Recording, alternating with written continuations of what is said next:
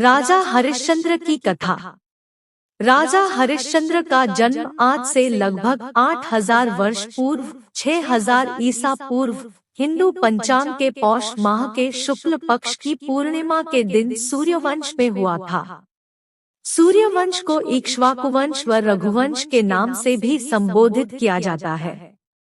भगवान श्री राम राजा हरिश्चंद्र के ही वंशज थे।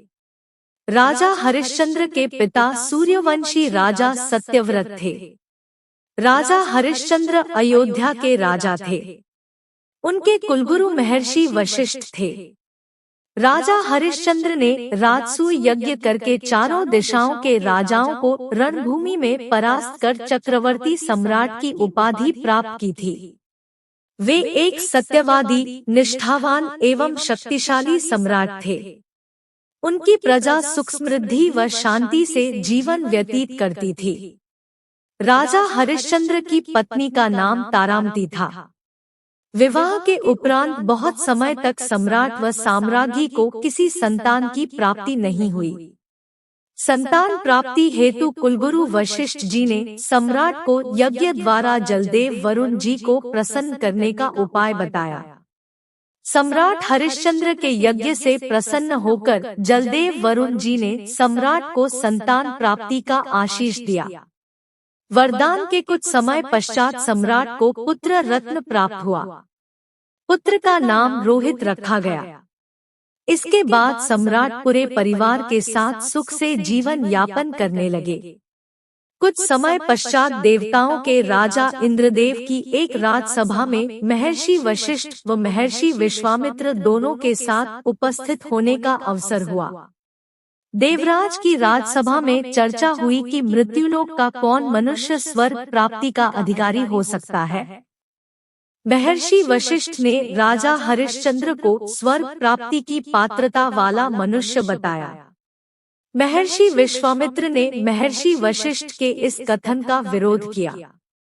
निष्कर्ष यह निकला कि महर्षि विश्वामित्र राजा हरिश्चंद्र की परीक्षा लेंगे। राजा हरिश्चंद्र ने स्वप्न में महर्षि विश्वामित्र के दर्शन किए और स्वप्न में ही उन्हें अपना पूरा राजपाट दान दे दिया। अगले दिन प्रातः राजा हरिश्चंद्र के द्वार पर महर्षि विश्वामित्र उपस्थित थे। महर्षि विश्वामित्र ने राजा को स्वप्न का स्मरण कराया और उनके पूरे राज्य को दान में मांग लिया।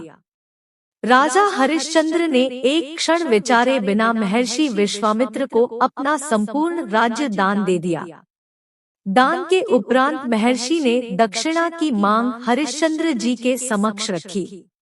क्योंकि अब देने के लिए कुछ बचा ही नहीं था, इसलिए हरिश्चंद्र जी ने स्वयं को व अपनी पत्नी को नीलाम कर दक्षिणा का धन जुटाया। तारामती जी एक सेठानी के यहाँ घरेलू सेवक का कार्य करने लगी। बालक रोहित भी अपनी माता के साथ रहा। इधर हरिश्चंद्र एक चांडाल के सेवक का कार्य करने लगे। हरिश्चंद्र का कार्य दाह संस्कार के बदले मूल्य वसूलने का था। कुछ समय ऐसे ही बीता। सेठानी ने बालक रोहित को भगवान की पूजा के लिए पुष्प तोड़कर लाने का कार्य सौंप रखा था। एक दिन बगीचे में फूल तोड़ते समय रोहित को एक सर्प ने डस लिया। रोहित मृत्यु का ग्रास बन गया। दुखी माँ तारामती जी जब अपने बेटे की पार्थिव देह लेकर शमशान पहुंची तो वहां उन्हें हरिश्चंद्र मिले। सम्राट का अपना पुत्र मर चुका था और उसका दाह संस्कार करना था। साम्राज्ञी के पास दाह संस्कार हेतु देने के लिए कुछ भी धन नहीं था। इस सब के बावजूद राजा हरिश्चंद्र अपने धर्म पर अडिग रहे।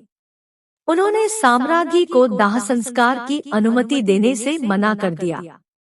साम्राज्ञी ने धर्म के मार्ग में सम्राट का साथ देते हुए अपनी साड़ी का एक भाग फाड़कर उससे दाह संस्कार का मूल्य चुकाने का निर्णय किया। साम्राज्ञी ने जैसे ही साड़ी फाड़ी, देवताओं ने राजा हरिश्चंद्र की विजय का उद्घोष कर दिया। महर्षि विश्वामित्र की परीक्षा में हरिश्चंद्र सफल हुए। उल्लासित देवताओं ने शमशान पर पुष्पों की वर्षा आरंभ कर दी। प्रसन्न विश्वामित्र जी ने वहां उपस्थित होकर अभिमंत्रित जल छिड़ककर रोहित को पुनर्जीवित कर दिया। देवताओं ने राजा हरिश्चंद्र को स्वर्ग में आमंत्रित किया, किंतु हरिश्चंद्र अभी भी धर्म पर अडिग रहे। उन्होंने अपनी प्रजा का विचार कर कहा कि वे स्वर्ग में तभी आएंगे जब उनकी प्रजा को भी स्वर्ग में एक दिन व्यतीत करने का अवसर मिले। सम्राट हरिश्चंद्र ने जो कहा वैसा ही हुआ। रोहित ने सूर्यवंश को आगे बढ़ाया। आगे उनके वंशज सम्राट रघु एवं भगवान श्री राम जैसे प्रतापी राजा हुए। मित्रों, वीडियो अच्छा लगा हो तो लाइक शेयर सब्सक्राइब अवश्य करें। धन्यवाद।